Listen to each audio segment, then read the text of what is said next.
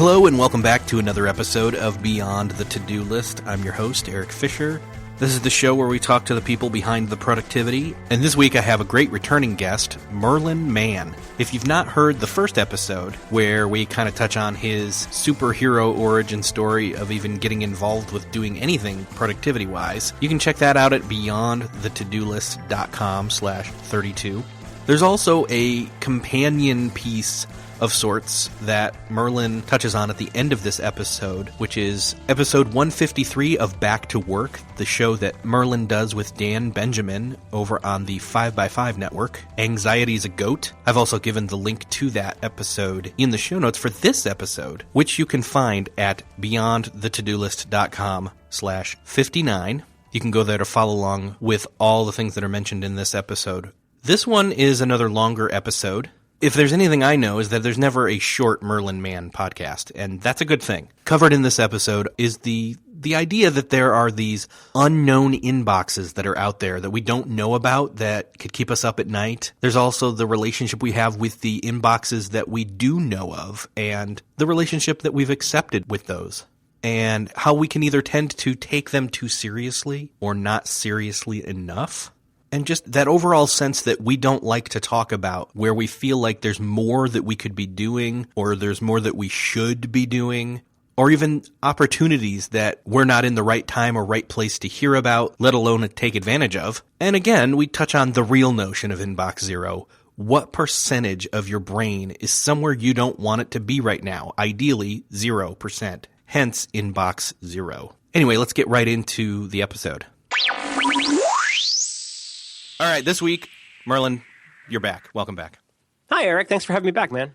Last time you were here, we talked about a ton of different stuff. I wanted to introduce you to my audience, those that hadn't heard you before, hoping that they would glean something awesome from it, which, you know, whether it's people that I knew that were like, again, shouting inbox zero like they were Mel Gibson in Braveheart, and trying to talk about like what the right zero was, that it was never about just getting everything out of your inbox, email-wise specifically. And people responded. People really liked that episode. In fact, you were nice enough to share that, and you and Dan Benjamin even made it a 5x5 special, which was I was nice enough. That was cool. I thought it was really good. I enjoyed doing it, and I also saw a lot of nice responses. So it's an honor and a thrill to be back. After that episode, it got me thinking about all the different areas of input that I have in my life. And, you know, I'm trying to get good work done. I'm trying to use my time effectively, maintain, you know, a certain amount of attention on the right things. And I kept realizing that I kind of felt like I had a bunch of different inboxes. Like I was not appropriately engaged, so to speak. And so all of my life had become an inbox. You know, so I've got regular tweet mentions or DMs, whether they're spam or not, or texts from my wife, or let's see, what else? Facebook messages, which I have to applaud you. Have you never done Facebook? I did Facebook for a while. Did you? But you quit it, right? I think so. I love that you don't even know. Well, I mean, there's several times I thought I quit Facebook, and then I discovered there were new radio buttons they'd introduced. Right. I don't know. To me, it's kind of like trying to figure out whether there's a turd in the coffee pot. It's like I could go in there and really dig around, but I just as soon not use the coffee maker anymore. Yeah. So, I think I'm probably using the wrong term here. I think I deactivated my profile. So, I don't know. Anyhow, yeah, I'm with you, though. I mean, there's a lot of inboxes out there. And there's the wonderful part is that there are so many inboxes out there that we don't even know about. That's what always keeps me up at night. Yeah. Honestly, I'm not being facetious. To me, that's the most harrowing part of the inbox thing is expectations about you that you don't even know exist. Yeah. I mean, you got enough to deal with people that are poking you, but on the other hand, there's also the part. Honestly, the part that I find so troubling and unresolvable is if we take inbox in its broadest sense of the term. And I think that the phrase I used last time I was on here was that it's something that might contain something that you might need or want to know about, but it's that uncertainty about whether something is in there and what it is that makes an inbox into an inbox rather than, say, a shelf, right? I mean, you wouldn't want to open up your like we got a drawer in our kitchen where we keep all of our utensils, and when you open it up, you see forks, 4 forks, 4 knives, 4 spoons, etc. Sometimes there's 3 spoons and 1 fork, but there's never a bison in there. There's no way there will ever be a bison in my silverware drawer, and I find that comforting. That is a place for storage now. I know what kind of stuff goes in there. It's an extremely mature bison-free system, and I'm totally comfortable dealing with it. I think the troubling part is knowing how many things out there where there might be a bison. What makes an inbox is it might have something. That's so important, right? It's like, your mailbox at home, you know that probably plus or minus once a day, there will be new U.S. Postal Service mail that you will collect and do something about. But I mean, there's a fairly finite number of ways that you deal with that. That's as horrible as the postal system is right now. God bless it. I mean, there's still a fairly finite number of things that might be in there. But on the other hand, you know that if you went away for a week and came back, there's a really good chance that there would be stuff in there. Maybe not all stuff you want, but there'd probably be some bills and some letters. You know what I mean, though? Like, to me, those kinds of inboxes are weirdly doable in a lot of ways. And in most cases, they are. Am I prattling on? No. Would you tell me if I am? No. Okay, yes. Sorry, I'll be honest. Well, no. I mean, here's the thing. Like, you went and signed up for a Facebook account, and you have continued to have some interest in finding out what's in there. For whatever reason, that's an inbox you've accepted. You wouldn't get DMs from your friends if you didn't respond to them. They'd eventually stop writing to you. You could always delete the Twitter app. You could always delete your account. Those are on some level, even if you have extremely good reasons for it, you still have your reasons. You brought all those things in, and you wouldn't have them there if there was never anything new in them. You wouldn't check them if there was never anything new in them. We have to be sympathetic toward other people and their inboxes. We have to understand that everybody's got things they have to check for a reason. But again, as I said last time, I think the first step with the inbox problem is to first become a little more sober about acknowledging how many known inboxes are in your life. And for me, let's talk about varieties of inbox. It doesn't have to be a box. It could be the folder in my daughter's backpack that comes home every day and has something about her schoolwork in it.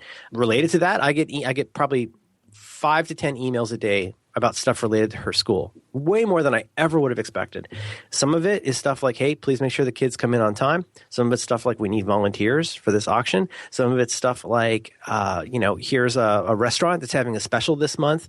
It's like being on a mailing list. So that's an inbox, and I need to check that. It's a frustrating inbox to me because there's not actually that much stuff in that particular email inbox, if you like, that like I need to do anything about, but I still kind of need to read it. That's kind of the classic annoying inbox, right? And that's just one little tiny aspect of other daughter-related inboxes. We get a reminder in the mail about getting her teeth cleaned, or there's an insurance thing that we've got to fill out a form for, et cetera, et cetera, et cetera. So those are inboxes I don't love having, but I deal with them because they're important.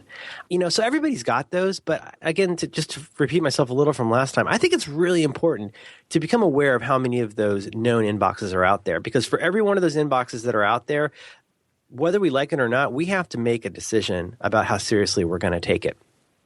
And so the thing is, the Facebook inbox only becomes a problem if you're not taking it seriously enough, or if you're taking it too seriously. If you take it too seriously, you might spend too much time looking at Facebook stuff. I hear this happens. If you don't take it seriously enough, you're in a really weird state where you're feeling guilty because there might be invitations to somebody's bris that you didn't hear about or something. But, you have to figure out like how much of that you can live with. How many of those kinds of inboxes can you stand in your life? And then that's obviously on top of all the stuff, like work stuff and all the kind of stuff where you feel like you've kind of got to be standing there waiting for the next pitch. Honestly, this is kind of a new idea for me, so I haven't figured out how to articulate this well. But the thing that I'm the most scared about in some ways is that the question of the unknown. So the unknown in the sense of like, oh my gosh, what's going to be waiting for me when I wake up this morning in that inbox? You feel the sense of dread. Do you know what I mean? Mm-hmm. Of like, I have a creative mind insofar as I can come up with some terrible, terrible things that are going to be waiting in there for me. And then if I open up that inbox and it's not terrible stuff, it's merely just stuff, like I don't actually feel that much better. I still had that weird adrenaline feeling of like, oh, this is going to be some terrible news. Somebody died, or like, my credit card's been compromised. Like, who knows what's waiting for me? I think that sense of the unknown is what makes inboxes vexing, even the inboxes that we know about. But the part that I've started to develop a real interest in, or the really harrowing ones, are the inboxes that you don't know are out there. Like, I think modern anxiety hangs on this idea Again, to contrast anxiety versus fear. Fear is the bear that's about to attack you. I am fearful of this bear. Anxiety is I just know in my heart there's a bear that's about to attack me. I just haven't seen it yet. And you could carry that around all the time. You could go through, 75 years of never actually seeing a bear and still spend every waking moment thinking about a bear attack. And I think that's what inboxes can do to us if we let them, because there's this gnawing feeling. There's more I could be doing. There's more I should be doing. There's somebody talking smack about me in this place. There's job opportunities that I'm not learning about. I could, get a mortgage refi, whatever that is.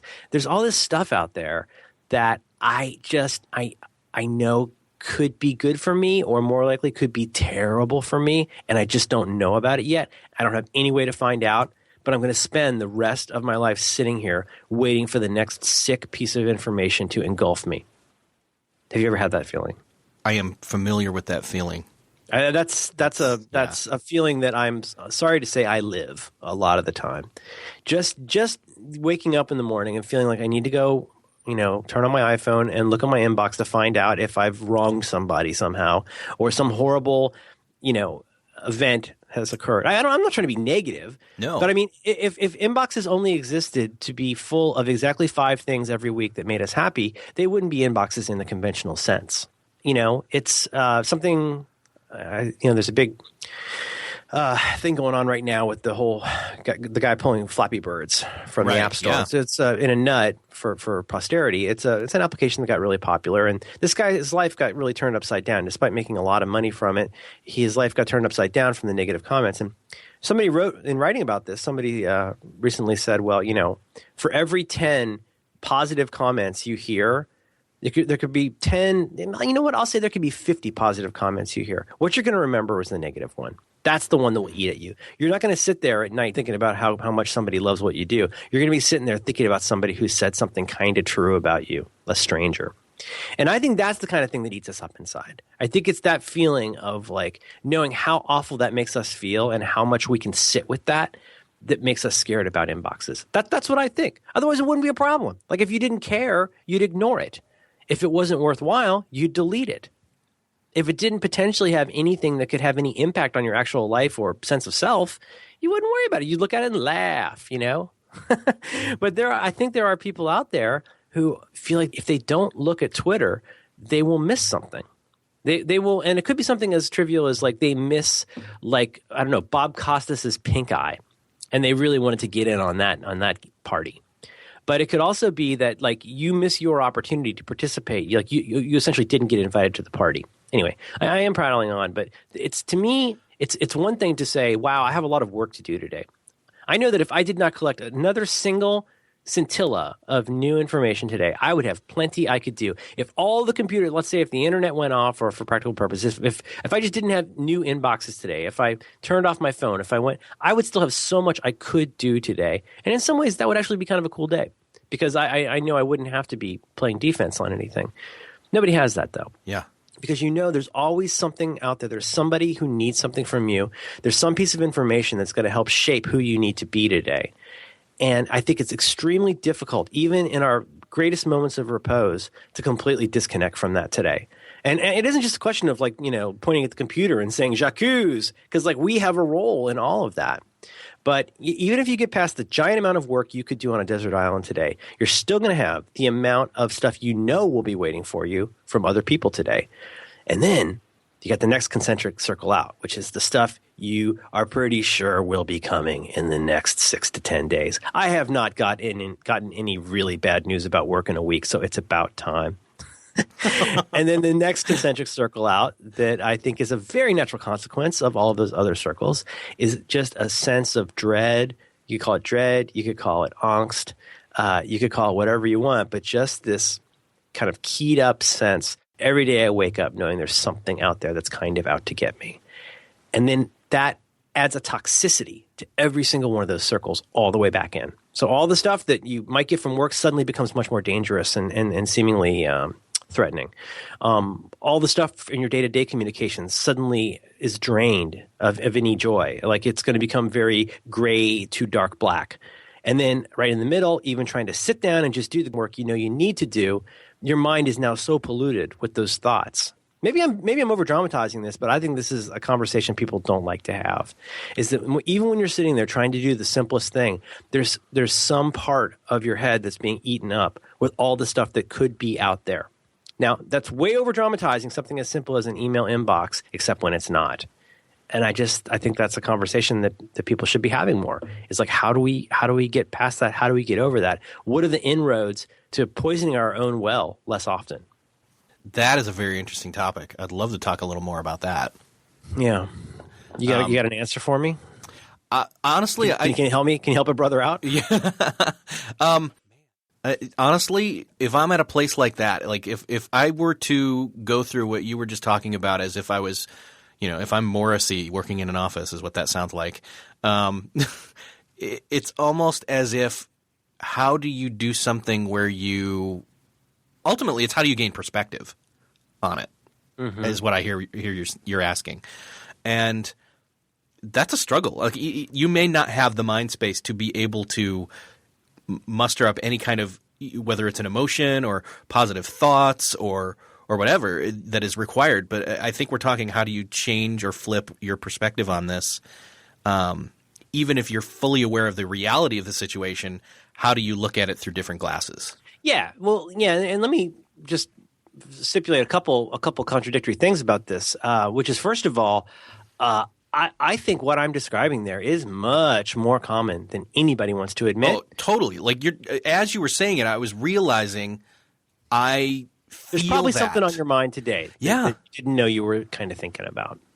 But here's the thing about that, and you say Morrissey at the office, but I got a feeling that is so common it might blow our minds how many people that are walking around looking totally fine are actually, without even possibly consciously realizing it, actually struggling with some aspect of that going around in their head. It isn't like you got to be sitting there opening a vein. Like there could be something where you're I'm not saying people are like, on the verge of going crazy or something, because it is a real slow boil.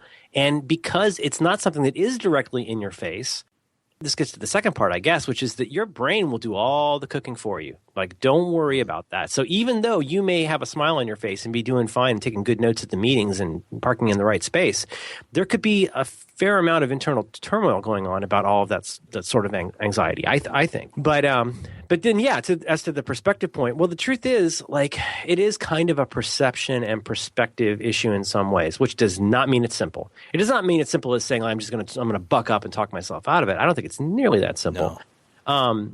No. Well, if it was, everybody'd do it. Maybe. I mean, there's a lot of stuff that seems easy enough for everybody to do, and they don't. But it is, just because it's in your brain doesn't make it real. Doesn't make it unreal, rather. Do you know what I mean? I mean, it's I'm trying to think. If you've never gotten punched in the nose in your entire life, and then you wake up one morning, you go to the coffee shop, and somebody punches you in the nose, you're going to be really super surprised and go like, wow, I got punched in the nose. That's super random and awful. And that's never happened before. And then let's say randomly, you go out to dinner and you get punched in the face again, twice in the same day. That's gonna seem like a message from God. That's gonna seem like the strangest thing in the world. I would even say at that point, you might spend all of the next day being completely obsessed and terrified with the idea that a third punch in the nose is on the way. I mean, I know how I am. Doesn't that seem like it would kind of make sense if you went through a pretty long time without feeling that kind of a physical altercation from a stranger, and you get it twice in one day? Wouldn't that kind of make you feel like something had changed? Such that the next day there's a pretty good likelihood, as crazy as it sounds, that it might happen again. Well, here's the ironic part of that. I mean, is that not fair to say that you could get into a state of mind where you would go, something that's never happened before until yesterday, it might happen again. Maybe that's something where you fainted and then you fainted again. Maybe it's something where you got somebody else's mail and then got somebody else's mail again. But something that doesn't happen very often happens a couple times. Well, I have an example here. A couple months ago, a couple months ago, I never get pulled over. Okay, I drive. I never get pulled over. Pretty safe driver, and within 3 months got pulled over twice, not for speeding. Well, for speeding, but I wasn't speeding. Like the cops were meeting their quota. So suddenly that happens twice, and I am now literally paranoid when I drive. because I expect it to happen again. How long ago did that happen? It happened, let's see, late fall and then late summer. So within 3 months, it happened twice. And so I'm just waiting for the third one at this point. Isn't that crazy? It's so improbable. And so, I mean, and the beauty part is like you weren't even speeding. So right. It really is like something out of a dystopian novel. It was nothing. Right? Yeah, it was nothing I had control over other than, I mean, obviously still safe driving, but that's why I expect it, because it wasn't something I did. Like there wasn't a cause and effect. I did something and so something happened. It's just out of the blue. Well, that's actually a pretty perfect example. And now, even though it has been some months since you got pulled over for no reason, you're still kind of thinking about it. Mm-hmm. Well, so the punch in the nose example was probably extreme, but I wanted to pick something that crazy and out there because even though your entire life, let's say you've gone 35 to 50 years without ever having this one thing happen, because it happened more than once in a short period of time, maybe even if it happened once, if you had something really terrible happen, it can set you off. I think when things happen more than once, it's easy to feel like that's the beginning of a trend line. So my only point is that if we can seed that being pulled over for no reason or punched in the nose or something else that seems impossibly coincidental happens, then that can change the way we think about stuff. It change the way that we perceive things. I'm just here to posit. I want to take it to a way crazier level, which is I think it takes much less than being punched in the nose. I think it takes much less than being pulled over for no reason. I think for those of us who are predisposed to this kind of thing, starting to imagine those ghosts coming out of nowhere can happen from a fairly minor thing. It could be maybe there's a couple days where your boss rejects a code commit. Somebody doesn't say hi to you in the hallway. There's a scratch on your car. You could call it paranoia, but in a way, it's a form of self-preservation because you're struggling to understand this confusing world that makes no sense. But anyway, I don't want to take this. I don't mean to go all dark shadows here. It's just to say that I think it's sometimes it can be really overwhelming when we realize how much of the way that we see the world comes out of how we feel about the world. And then the way that we feel about the world starts to very much affect the way we see the world. At that point, you might start out like, you're Dorothy Gale, like skipping around with a basket and everything's great. Something bad happens, and now all of a sudden the world becomes kind of a dangerous place. You can start to second think everything going on around you in the context of this new information that's made you, see things. Do you know what I mean? Yeah. Yeah. I think it's a two-way street. I think, if the way that we see the world can affect how we feel, and then the way that we feel can have a giant impact on how we see the world and so forth and so forth. So what does it have to do with inboxes? Maybe nothing, except that it's really just a bunch of stuff. It really is just a bunch of stuff. And we talked last time about that whole thing, that phenomenon of going away for vacation and coming back and how much of that stuff is not alive anymore. And you realize how many of the things in that email inbox you immediately would have tended to if you're the sort of person who's predisposed to that. And you look at all that stuff and it's kind of weird. I mean, it's all just ashes. It's all just stuff that doesn't have any meaning anymore because it's all been taken care of. It's all just bits and bytes. And so much of the stuff that's out there is really just bits and bytes unless we dramatize it, unless we make it into something bigger than that. And then all of a sudden, Facebook messages make us anxious. The idea of like checking the mail makes us anxious. I mean, it isn't as though 3 days out of 5 there's a letter bomb in the mail. It doesn't happen that often. But we can talk ourselves into getting that keyed up where, in my case, like I feel like my shoulders are going up around my ears. I'm getting all tense about this. I think that's kind of a real thing. And I think anybody who thinks that doesn't have anything to do with your email inbox is either way healthier than me or is potentially not being super honest about what's going on there. Because what is so complicated about email that you can't just walk away from it? Well, it's human relationships, it's expectations, and it's all this stuff that you ultimately don't have that much control over. So that even the stuff you do have control over suddenly becomes not as much fun because it all just feels like more stuff. Like I said last time, you're putting compost in the crisper. You've got all this stuff all mixed together into this big mass of stuff. And suddenly it's just not, you're back in that first concentric circle and it's just not that fun to even do your job anymore because it just feels like there's all this stuff out there. And I think that's a really overwhelming feeling that even fairly healthy people have to deal with from time to time, especially today. I like this idea. I wanted to know, like, when you said, oh, that's what it was. I was trying to think of what the thought was that I had. When you said the thing about walking away in the vacation, treating it like it's vacation, and basically coming back and seeing how much of it's now just it's ash. The fire's turned to ash, and the emergencies aren't there and all that. I mean, do you think, not to oversimplify, but do you think that's part of maybe an inkling of how you would start to approach maybe changing perspective on that? At least in the immediate funk, you know what I mean? Yeah. Yeah, it would, and it would be really nice to think that it's something as simple as saying, like, well, I just need to buck up, or I just need to be more positive, or I just need to do all this stuff. But again, if it really were as simple as the same way that you'd walk out and pick up your parents' mail at the mailbox when you were 10 years old, we'd be doing that. But it's not that simple. There's some steps. To be honest, sometimes just even having this conversation with you right now, this monologue I'm having with you, this can actually make me feel better. Because when I hear the crazy out in the air, it actually makes me feel a little bit better and go, you know what? There probably is a whole lot of stuff that's kind of in my head. I mean, and like, play along with me. Isn't there some stuff that's kind of in your head? Oh, yeah. And I actually do think that unless you are unfortunate enough to be like really super clinical with this stuff, sometimes just being aware of it can really help. Sometimes being aware of it and just keeping it in your head will make you become even nuttier about it.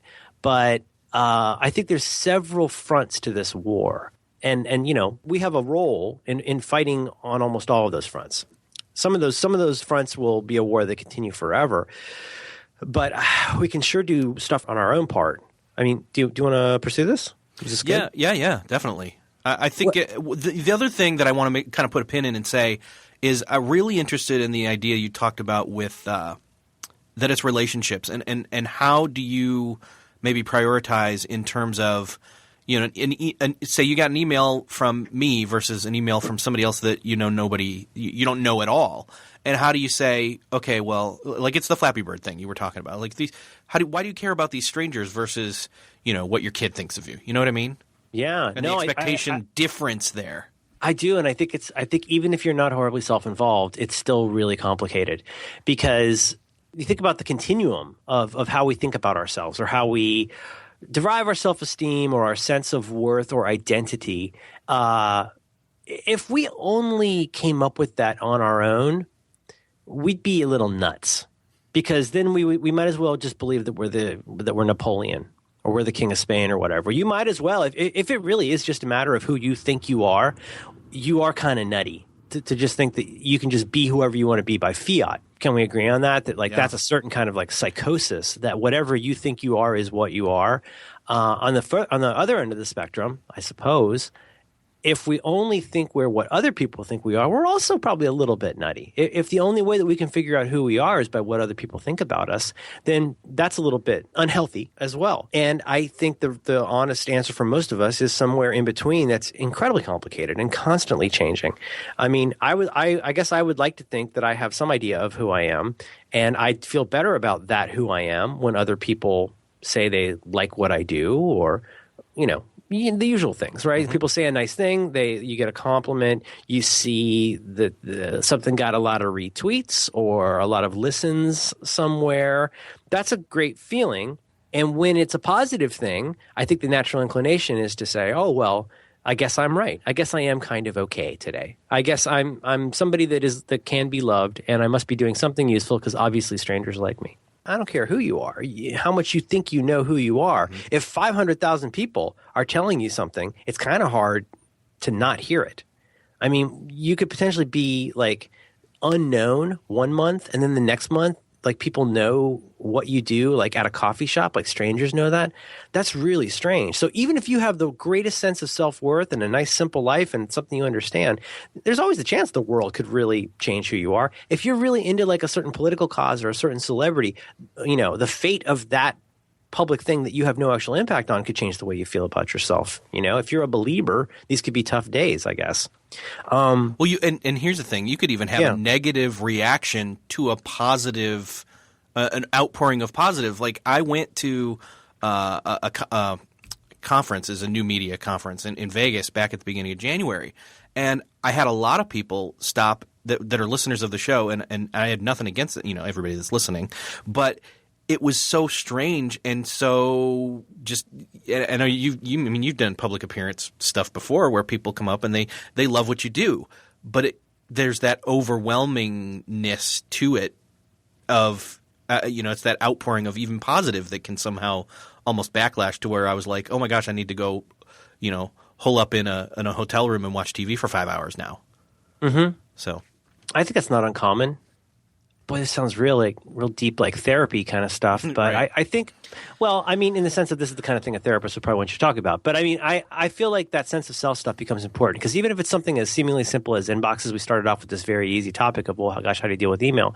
But I still will hold that an inbox is where you find out what other people expect you to be, who they expect you to be, what they expect you to know, what kinds of stuff, basically, it's like a bug tracker for your life. You're finding out all this stuff that other people need to be a little bit different about your life. And that could be something as trivial as like, hey, could you drive out and pick up our son, 20 minutes earlier than I'd asked? Something as simple as that. Something as simple as like somebody just calling to check in and find out what the progress on some kind of a report that's important to getting funding for the company or something like that. If you're in the wrong state of mind, you could think that request to be somewhere 20 minutes earlier is some kind of an attack on your personality and the amount of value in what you do. If you're in the wrong state of mind, that very friendly email from your boss about the report might be taken as an indication that you're on the way out because they think that you're a failure and have to be stood over like a child. You can read whatever you want into all of that stuff, but if it's important to you to understand what the world thinks of you or what they want of you, you have to keep checking that box. And you have to keep re-squaring it against what you're doing right now. And this is where I think this does go from being purely up in the clouds, up in the butt thinking to really specific stuff. Because if you have something that you care about doing today, it's going to take an hour and a half, and you're having trouble sitting down to do it, it's worth asking how much of your brain is in an inbox somewhere. Whether that inbox is about your kid's flu shot, whether that inbox is about progress on the Henderson report, whether that inbox is about how well your app is selling or not selling today. To me, this is heavily connected to the idea of inbox zero because even the traditional idea of inbox zero, because to me, the real zero is how much of your brain is somewhere besides where you want it to be right now.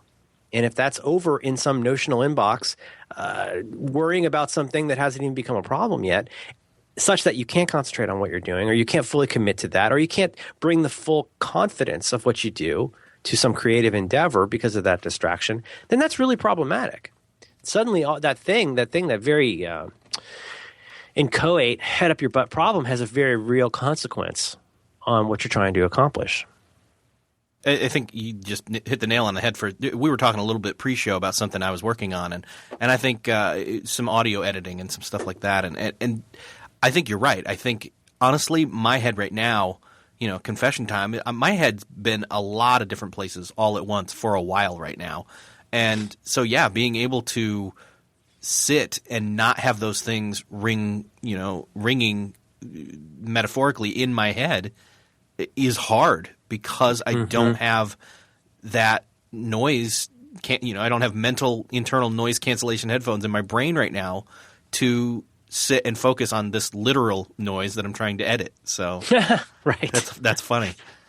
Well, it's and also like if you're feeling something like doubt or a lack of confidence, a lack of skill, a lack of any of the stuff that you would need to just sit down and do a thing, and if you're doing the traditional sort of like cranking a widget work that David Allen talks about and getting things done, this may not be a problem because your mind can go to a million places. You could mentally compose limericks in your head while you're cranking a widget.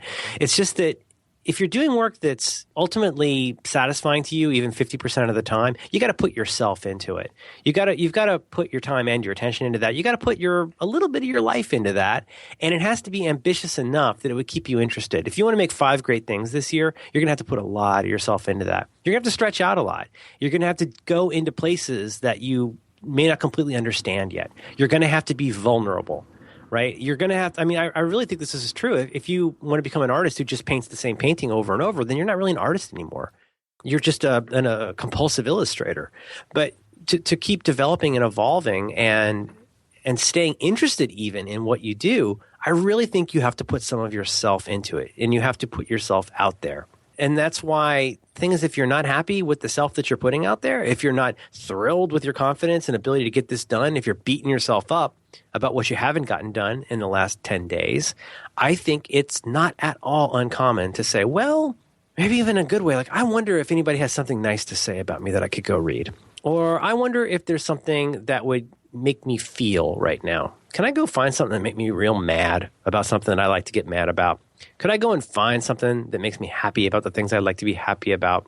You know? And so you go out and you seek that stuff out. And that's kind of what Facebook and Twitter are for, right? I mean, it's to go out and to poke yourself with this dull screwdriver until you feel something. That's kind of what people do it for. Yes, I know it's about the conversation, the community, but that's kind of what people go there for. Is that they want to be for this and against that, and excited about this and not excited about that, and to be publicly seen doing these various kinds of things.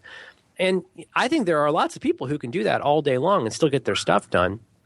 But if you aren't in a good place when you're sitting there and trying to work on the audio file or writing the book or whatever it is, I don't think it's at all uncommon to be distracted by any of those emotions that are more interesting than what you're feeling right now. It's no fun to sit there and feel not that confident. That's not a fun emotion to have for an hour.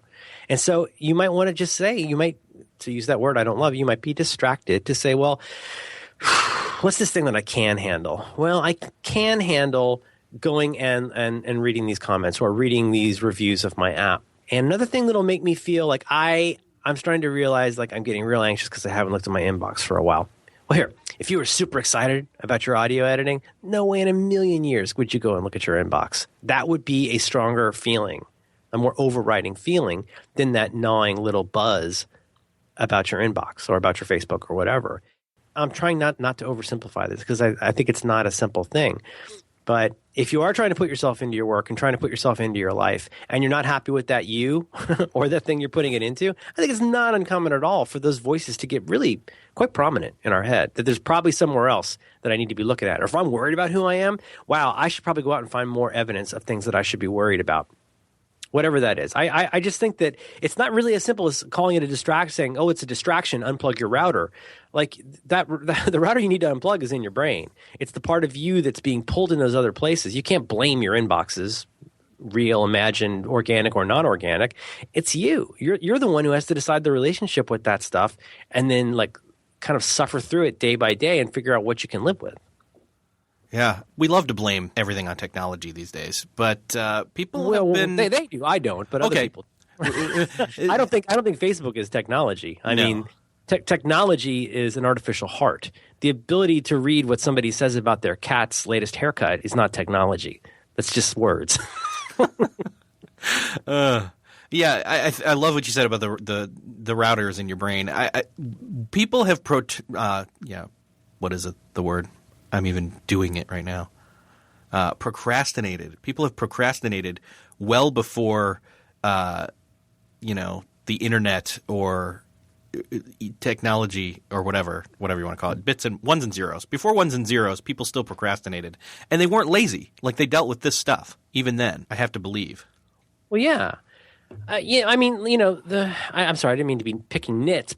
I think we're far enough along now that we don't have to constantly talk about something like being an internet thing. Like if you've got a phone in your pocket all the time, it's a part of your life thing. It doesn't matter whether it's the internet or not. People probably procrastinated with crossword puzzles in Dear Abby for years before anybody had any idea what a Facebook was. So yeah, I totally agree on that. But as ever, I guess there's not simple answers to this stuff because I happen to really believe that the mindful application of your time and attention allows you to do things like be able to go do something that you enjoy, to do something that's useless, right? To do something that's silly, whether that is, I guess what's LinkedIn. I don't know. To go to update your MySpace page or whatever.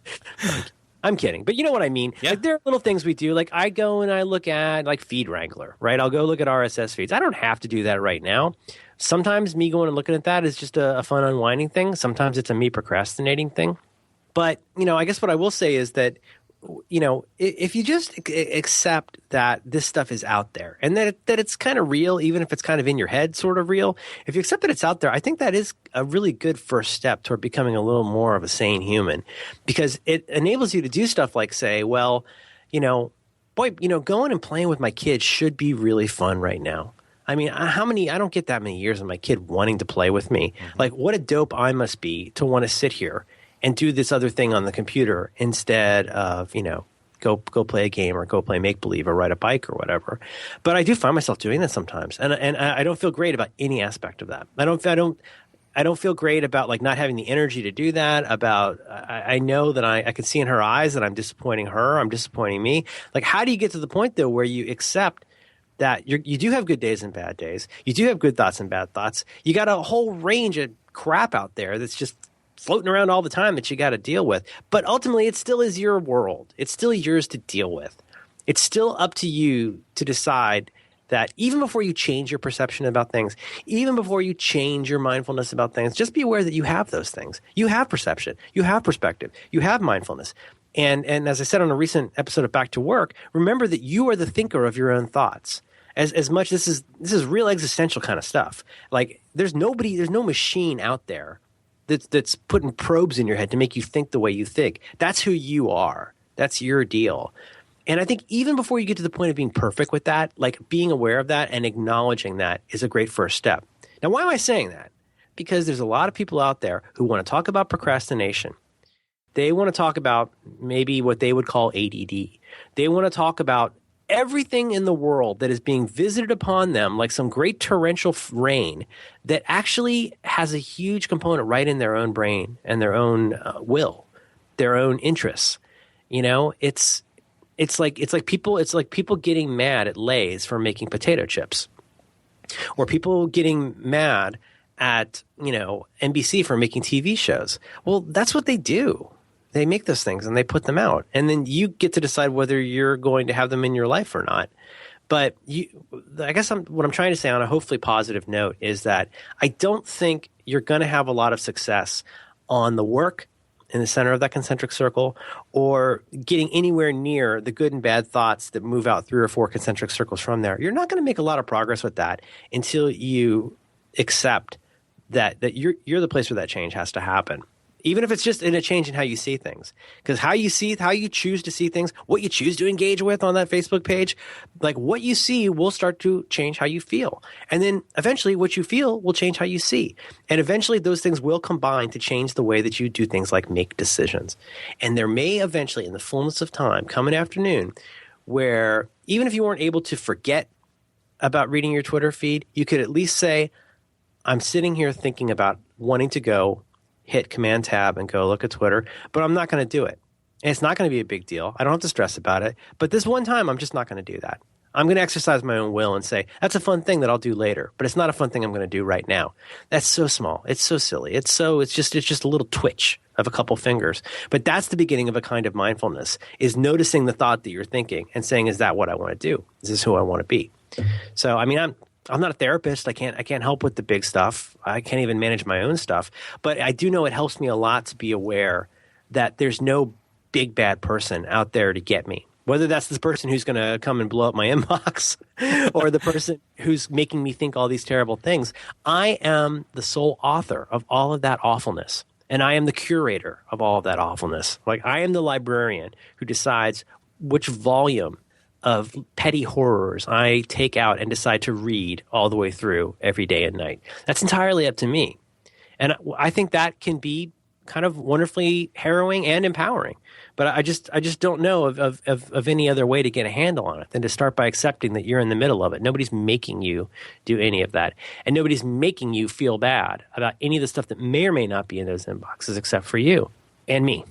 Yeah. I think we're all in it alone together.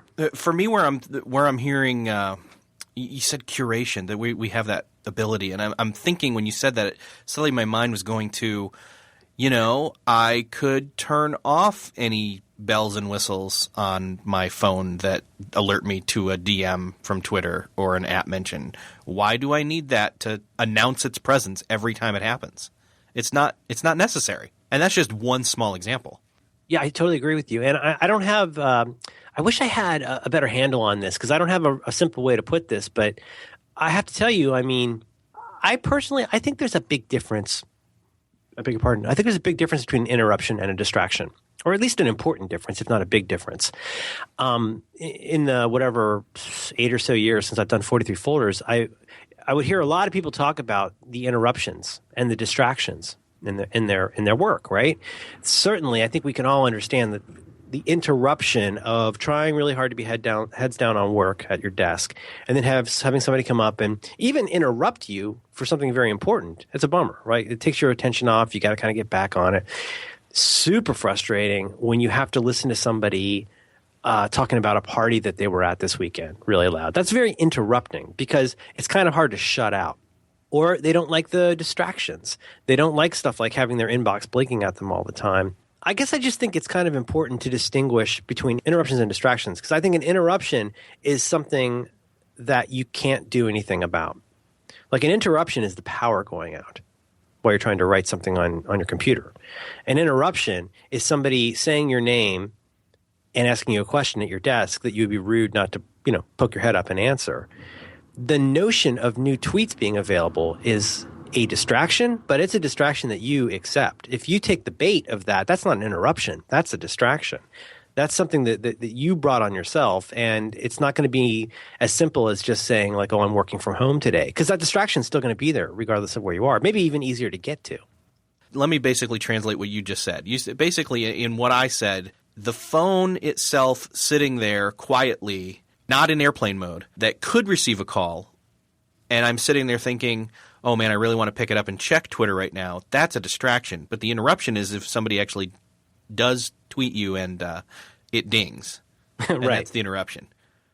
But what's funny is now it sounds like we're in like a first year philosophy class, but it's an interruption if somebody comes up and shakes you, for sure, right? So hey, like let's stop working for a minute and let me tell you about this fake party I went to this weekend. But what's interesting is, I feel like I don't want this to come across as like, oh, I'm assigning blame and oh, you're not self-aware because of these things. I don't mean it to sound that way, but like I think there are probably people out there who have mobile phones that, and I say this without value. Like I don't mean this in like a judgment way. I just flat out. I think there are a lot of people for whom one of the primary reasons they have a wireless device is to do things like receive notifications. Like they want to know if there's a special on Groupon today that they want to know about. They want to know if somebody checked in at this place where they want to be the prince or whatever. They want to know if they got an email. They want to know if they got a text from somebody. Like I think one of the most important things on a mobile device for a lot of people is to have those notifications. In my case, a notification like you have a meeting in 15 minutes or you have a call in 15 minutes. That means the world to me.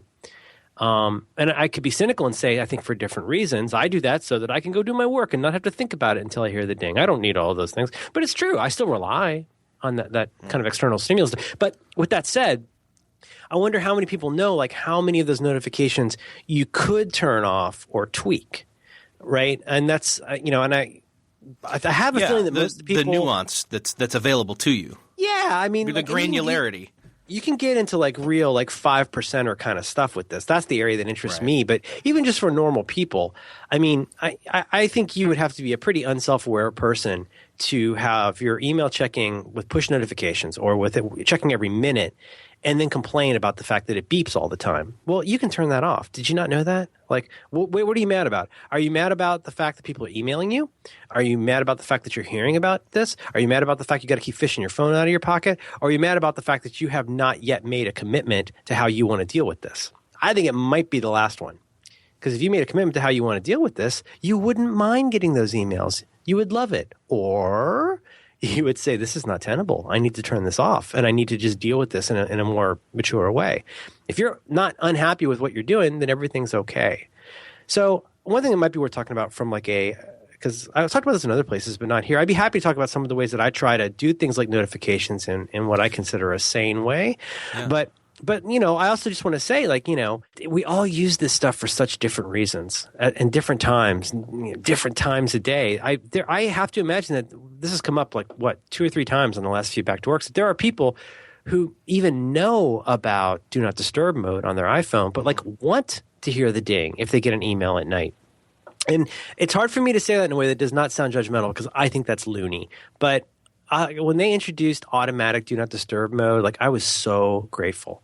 Do Not Disturb mode, for those of you who don't have an iPhone or don't, are listening from a different dimension, is a way of saying, look, don't make any beeping noises to let me know about things. Don't make flashy things. Like I've done the hack where I've turned on the LED light on my phone, so the light blinks as well. It's like even if I'm in a movie theater, I might see that because I'm real picky about what I get notifications about. Like if I get a notification, I really need to know about it. That's a nice place to be.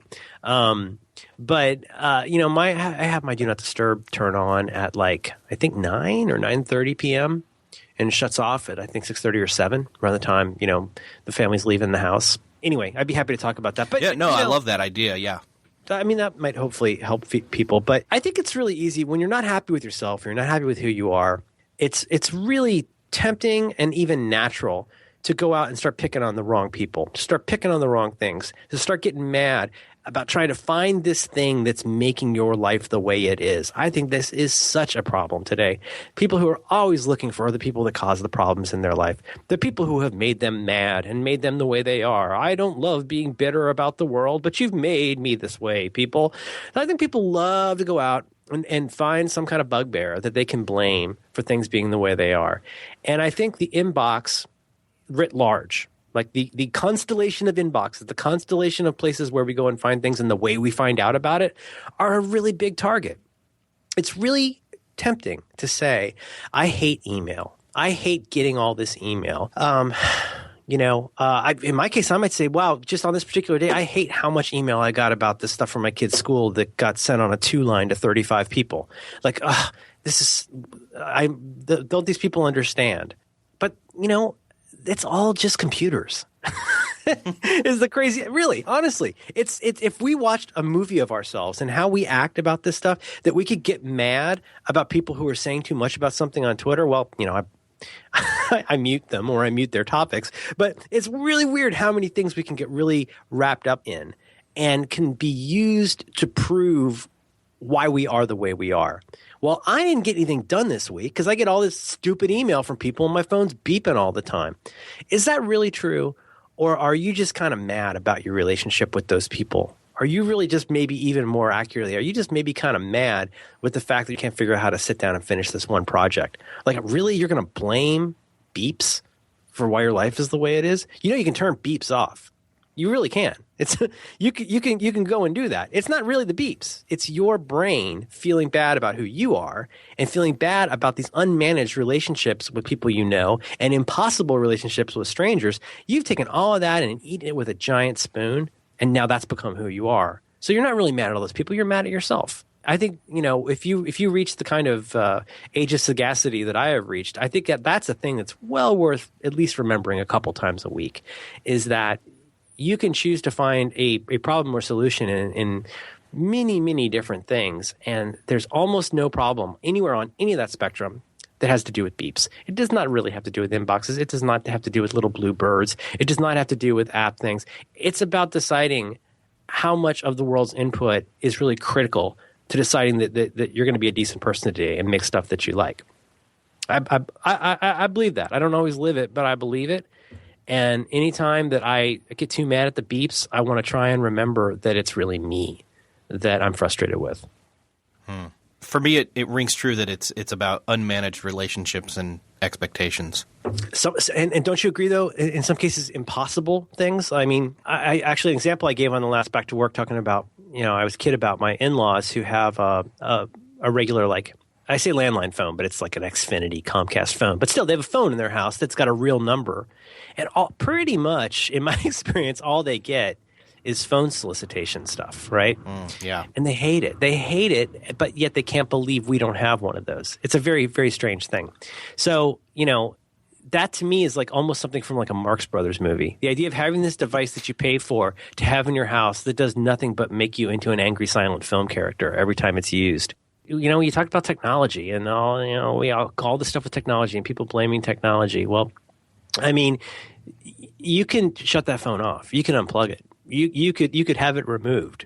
it would probably really improve your quality of life in that instance, because you don't have any control over that person who's calling you on a VoIP line from Bangalore to ask you if you want to buy shoe insurance. And you say, listen, I want to be on your do not call list.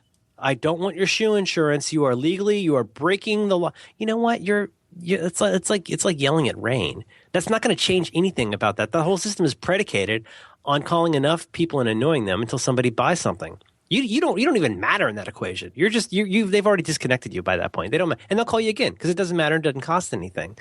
Well, that is the kind of thing I would love to try and minimize as much as possible, but also understand that me getting mad at the auto dialer in Bangalore is not going to make the problem go away. And this maybe gets us into something useful. Adding the right kinds of levels of mindful filtering and notifications, I think, can help a lot, or can at least take the blame off of the big bad world and put it into something that's a little bit more manageable. Yeah, it's almost if you can take the like you said, if we could take the concentric ring example but apply it to something completely different. It's you at the center, and then those that are closest to you, your loved ones that are in that ring. Well, hopefully they're in the ring right with you, or I don't know, they'd be the ring right out. No, I'm with you, and yeah, I'm totally with you, and it just keeps going further out, and it's like only so far in do you get to bypass do not disturb setting on my phone or something, It's absolutely right. But let's first acknowledge step zero that is mindfully accepting something that is a huge trade-off that has big implications. But that's a trade-off that I've chosen, what you just described. And I don't love it, but it's a trade-off that I've chosen, which is that my stuff is pretty locked down outside of the circle of people that I know. Just in the sense that it isn't like I don't see what other people say, but it's pretty unlikely mostly that I'm going to stop what I'm doing for a stranger most of the time. Not because I hate strangers, but just because this is what I've accepted, is that unfortunately the superset of those we call strangers includes a lot of bad actors and a lot of people I don't know and a lot of people where it doesn't cost them anything to get my attention. And I certainly give a lot away there, but it's not super easy to contact me. It's not super easy to contact me immediately at all, because I acknowledge that those inboxes, I know I have to take care of them, but they have to behave. Those inboxes have got to toe the line. Otherwise, I would way rather just not know about it than be even slightly inconvenienced by it. So it's a little bit like, I don't know if you remember in the days in the early 2000s when spam filtering was getting better, and in various services you could go in and tweak spam filters to watch out for false positive, watch out for false negatives. But anytime you tweaked your spam filter, you would, oddly enough, discover there's some stuff getting through that shouldn't be getting through, and some stuff that should definitely be getting through is not getting through, and you're not sure why. Maybe your aunt mentioned Viagra in an email or something.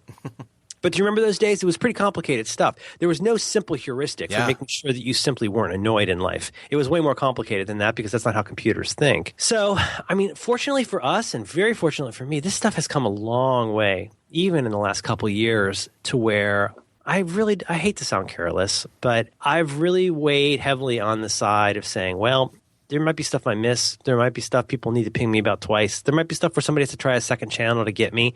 But I'm just such a happier person to not be sitting there worrying and waiting, what I have to sift through to get to the stuff that I know matters. It's kind of the cost of doing business. If you talk the kind of talk that I do, is that and I'd be happy to tell you some of these kinds of things.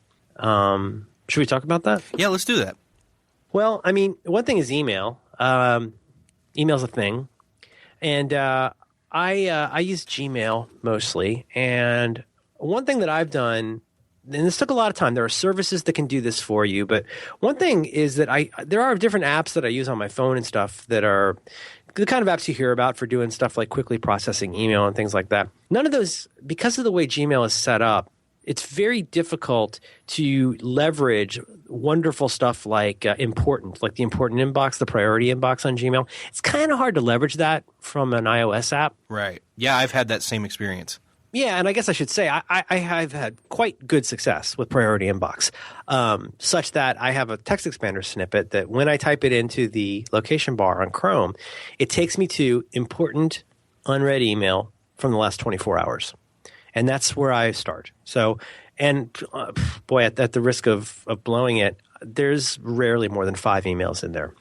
So it's stuff. So the Gmail, I guess, algorithm learns over time what is important. Like, and through some stuff where they can guess, wow, these are very important words. This must be important. But really, just the most obvious thing, which is emails from people. Are there people whose email you very frequently read and respond to? And I have to assume that you respond to all of their emails. If you respond a lot to somebody's emails, it notices that, and it makes it important. Are you with me so far? Yeah, totally. That's always where I start on the web, which is where I generally do my emailing stuff when I'm on the desktop. But you can't get that on the phone. So part of one thing I've done is I try to minimize the amount of email stuff I do on an iOS device, just because I can't turn that stuff into action nearly as easily as I can on the computer. And for the kind of work that I do, there's not usually too much pressing stuff that I have to take care of at 9 at night or whatever. So if I have to do stuff on the phone and I get email from people, I will turn it in. I'll make a calendar event. Usually on Calendars 5, I think it's called, on my iPhone. It's my favorite calendar app, that and Fantastical. Or I'll mail it to the OmniFocus task robot, and it'll turn it into an OmniFocus task if I'm just trying to quickly move on. Another thing I've done, though, and this took some time, but it's really been worth it, is I went in Gmail. I went through and fairly doggedly made myself click on all mail every day or two. And I'd go into all mail. And so all mail is all the stuff you've got that isn't deleted or spam, right? It's not just your inbox. It's certainly not just your important inbox. It's all the email, filtered and otherwise, read and otherwise, everything you've received. And so what I would do periodically is go through there and start noticing things that I didn't need to ever appear in my inbox at all. And I started kind of doggedly going and creating filters for those things. This is not anything new. People have been doing this for 10 years now. But that has helped so much. So things like going in and you can go read tutorials for how to do all this stuff. But for example, I want to know if I got paid by PayPal, but I don't want to have to read my receipts for stuff I bought on PayPal. Like I know I just bought it. Like I just got delivery food. I know that. I don't need that email. So there's a whole I'll just say there's a whole constellation of what I would call notification emails. And I will just say using emails and notification medium is not a great. Next to a phone call, it's like almost the worst way to find out about something because it's so hard to do programmatically. Anyhow, so like things like receipts, all kinds of receipts, mark as read and archive automatically. Doesn't even really touch the inbox from my point of view. Certainly anything, you can go and do a search just up in the top bar. Go do a search on the word unsubscribe. Try and find there are so many things I never even realize I quote unquote subscribe to. And I will go through, and if I'm feeling really good-hearted, I'll click unsubscribe on all of them. If I'm feeling bad-hearted, I'll just hit exclamation mark and mark them as spam. And Eric, what's the service everybody uses now for unsubscribing from stuff? Isn't there? Well, there's the one. No, well, I know there's things like Sane Box, but no, what's that one everybody's been Unroll using? Me. Unroll Me. Yes. Now, is there a way to keep using Unroll Me beyond just having to tweet about it to people? Because I would love to use that all the time.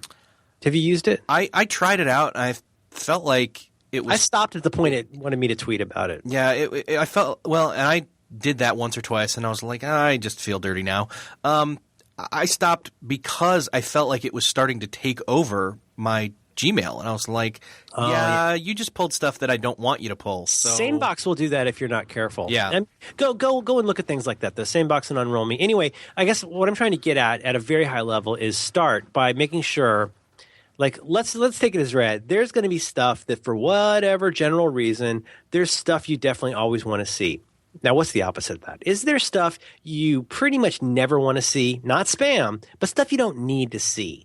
LinkedIn notifications. Like, I would just sign off of those, and you'll need to sign off numerous times. Personally, I would sign off of those. Anything you just don't need notifications about, unsubscribe from.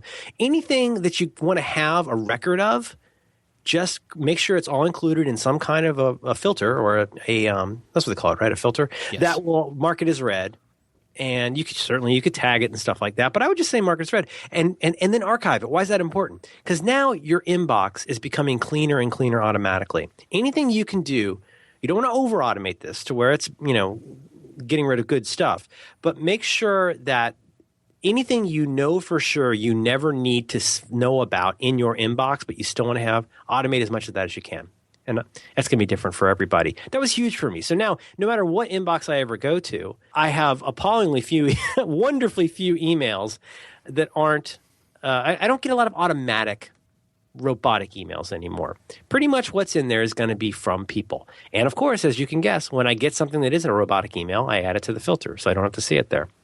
It's, it's like mowing your lawn. It's kind of the cost of doing business when you do an email, but that has worked great for me. And then what's great is I know I'm not supposed to like this app, but I use Mailbox on my phone. I never open Mail.app. I don't even have my email credentials entered in my phone on my iPhone. I just use Mailbox.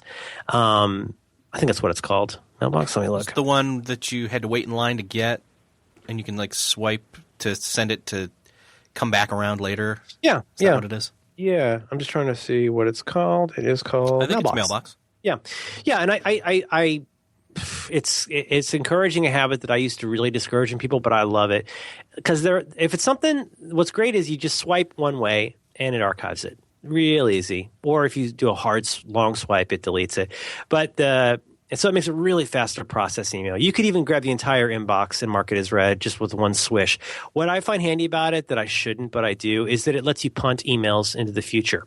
So if it's something I know I want to do and turn into a task, damn right, I send that to OmniFocus and make it a task. If it's something where if I'm headed into a call with somebody and I just want to see this later, I could say, put this back in my inbox later. And that works fine for me, or next week, or at some point in the future, whatever. I use that constantly, and I love it. But it only works because I did all those acrobatics back in Gmail. Right. I would even open this if I had to deal with all those robot emails all the time. You're able to do a mobile quick triage with Mailbox because you put in the hard work on the desktop. Yeah, I mean, it's a great tool for the job. Yeah. I mean, if I want to do anything grown up with email, I really need to be at my computer or my laptop, at my desktop or my laptop. I just, especially with iOS 7, I just don't have a high level of confidence using iOS right now. But that's pretty basic. But then I'll tell you, there's something I've talked about so many times. It's so critical to me. Well, really two things involving notifications. Can I go on with this? Yeah, totally. Keep going. One is if you are using Mail.app on your phone, and even if you're not, the VIP stuff is still pretty great. You can add email addresses to a VIP group so that basically whenever you say I have a set of notification options for the world, but then for these people, if they call me, for example, at night, ring my phone, even if it's turned off. I believe that's how it works. That's pretty great. It only works on the iPhone, though. It's kind of limited. I really like a service called a Wayfind. I think they're not the only service that offers this, but I like them a lot. I'm not compensated by them, though I should be. A Wayfind is really, really simple. You can go to a website and do all this, or you can do it through a Gmail plugin. The nut of it is that a Wayfind lets you know when stuff happens with your email that you've told it you want to know about. At the most basic level, I think the way it started out initially was to say, hey, I'm going to make this form for my website. Listen, if you want to email me, send it to a Wayfind. Or if it's an emergency, you can always go to this page and get to me. I think that was their original value proposition. But the way most of us use it today is a way to say, here's a list of email addresses or even just domains where if an email arrives from any of these people or any of these domains or any of these subject lines that I've tagged, let me know about it, send a push notification to my phone. I found this to be the most effective way to deal with stuff. If you're using the Gmail plugin for Chrome, in my case, I can go in and say, if I receive anything from this person for the next week, let me know about it. But after that, don't keep doing it, right? How great is that? If I got a client I need to do something with, I got to get paid or get some contracts signed, anything I receive from this person for the next month, from the domain even, push it to me. Fantastic. This subject line. If anybody replies to an email with this subject line, push notification. And then when you get that push notification, you just flick it on your phone and go straight into the Wayfind app where you can respond to it or what have you. I don't want to oversell it, but this has been really instrumental for me in having a level of confidence that I can walk away. And, but if I get an email from Jonathan Colton or Dan Benjamin or Scott Simpson, I'm going to know about it because those are people I want to know if they email me, right? Let me know. Those are people where I'm willing to stop what I'm doing to at least see what they have to say. And, it's not perfect, but brother, has that ever helped me have confidence to not be checking my email all the time. Because if there is a big, grumbly, mean horror in there that's coming from a stranger, yeah, it might get picked up and I'll know about it. If it's really bad news coming by email, I'll find it soon enough. But I don't necessarily want to stop what I'm doing throughout the day. And so back to like learning when you get paid by PayPal or whatever, let's take a subject line for any kind of payment thing that you get and make that one of those subject lines. Oh, hey, you just got paid by the deck. Cool. And so forth. Well, you don't have to see every single thing that comes in. You don't have to say allpaypal.com. Do you follow me? Yeah, totally. I'm taking notes. Have you used it, Eric? Have you ever used a Wayfind? No, I honestly, I've heard the word and I'm like, why have I not tried this yet? So I'm definitely on board. I'm probably more interested than I should be in these services because I always have to open by saying, look, this is not a panacea. This will not fix your relationship problems. What it will do is let you have a level of sanity about what you've decided is important. The world can decide whether you're bonkers for wanting your world to be the way it is, but I'm very into anything that lets me filter the world to a way that's sensible to me. So I love these kinds of things. Like I say, SaneBox is another one. SaneBox is really cool, and I think it's something a lot of people can look at. It's really good at doing things like unsubscribing you from stuff you don't want to be subscribed to. It's great for learning patterns from you about where you want stuff to be filed. If you're a filer, you got to look at SaneBox. Me, I think I definitely still have some things that automatically add tags from filters I used years ago. But honestly, at this point, I got my inbox and I got archive. And that's pretty much it. And then all mail, is kind of a different inbox. But do you follow? Yeah. Like, I can't tell you the last time that I just can't imagine having a service made by Google where you would rely on folders more than searching. The searching in Google has gotten so great. So for example, if you're at the end of your rope today, guys, and you're thinking, oh, I just can't stand this anymore, I'm losing my mind, what am I going to do? You can do stuff like go into Gmail and say, show me everything in the inbox before the date of this date. You can even say before this date and red, before this date not starred. I think you can do that. You could go and you could do your own little personal quiet version of email bankruptcy. You could go in and say, get rid of everything in my inbox that's before 1 week ago. Don't tell anybody. But just archive it. You still got it, right? You can always still go back there and go answer all that email you love so much. But it's really, if you need a fresh start, leverage that finding capability inside of Gmail to give yourself a fresh start. And then go sit there for 2 hours like a gentleman, answer all of those emails, file those emails, delete those emails, whatever, and start with that empty inbox. Because I have to say, I go back and forth with the titular inbox zero, but getting a slightly more casual and relaxed attitude toward email, even as I cringe sometimes, has made me much more comfortable with saying, you know what, I'm just going to lop this all into Monday. Whoop, one swipe, bring it all back on Monday. I'll deal with it later.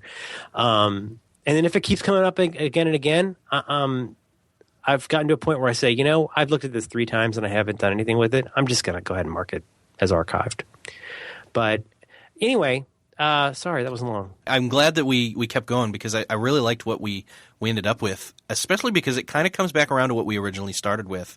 And if you can take the time to set up some of these granular settings and just deciding or helping the tools decide, yes, or and vice versa, how you're going to do things, then you can have more of a peace. Let's use the word peace.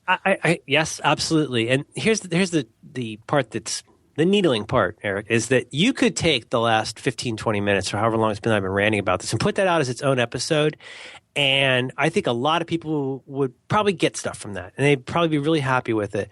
But I honestly feel, and this is what makes me different from normal people and makes me really self-involved, I think learning that last 20 minutes of stuff is way, way, way more useful, way more doable, way more sustainable if you've walked that black, dark walk through everything that preceded that in this podcast.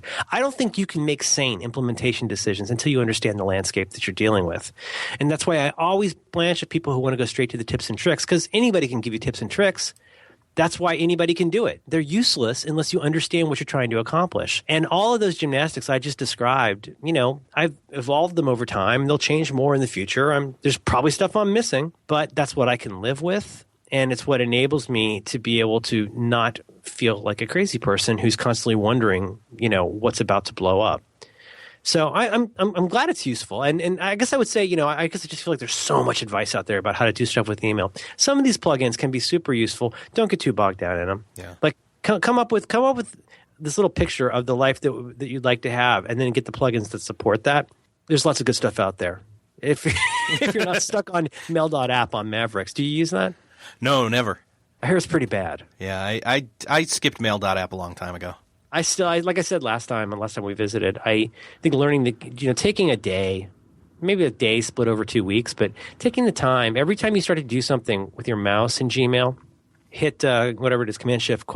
And look at what you find out you could have done that with like one keystroke. It's like once you learn those, your life changes. It's using Mail.app, it feels like using a broken pinball machine. You're like, why am I clicking on all of these things? This is so weird. I want to hit like, J, X, X, X, X, X, E. Like, it's just bracket, it's, you get so fast with those things that, email becomes what it's supposed to be, which is a polite information butler that serves at your pleasure rather than being somebody who's constantly nudging you to ask if you want shoe insurance. Well said. Merlin, you've outdone yourself. No, I haven't. Well, but thank you. I'm sorry. Opinion. This is the weirdest podcast. Can I make one request? Sure. I'll make one request. People are always asking, "What do you want to pimp?" I would say if any of this was useful to you, and I'm very sorry if this was useful to you, you might want to check out an episode of Back to Work from a few weeks ago called "Anxiety is a Goat," which I think will dovetail with this in many ways. It's a more penetrable version of a lot of what we talked about here, but I don't know. I think I'm just realizing how many people in my life, including me, struggle with a lot of these issues of worrying about stuff. And I would like people to listen to that. It would make me happy if they would listen to that. I will link that up in the show notes for this episode to make sure people can go find that very easily. I'm very glad you had me back, though. This has been interesting and informative. Yeah, for all of us. So, especially for me. I'm glad I could help you out. Mm-hmm. Thanks for coming back. My pleasure. Anytime, Eric. Thanks very much. I enjoy your show. Well, that wraps up another episode of Beyond the To-Do List. If you enjoyed this episode, and this is your first time listening, make sure to go check us out at beyondthetodolist.com and consider subscribing or previewing some of the other great conversations that we have with other great guests. Thanks again to Merlin for yet again having another great episode. And again, make sure to check out the show notes at beyondthetodolist.com/59 to find the link to Merlin's previous episode of this very podcast, as well as that one that he referenced of the Back to Work podcast, Anxiety's a Goat. There's the link there in the show notes. Again, thanks for listening, and I'll see you next episode.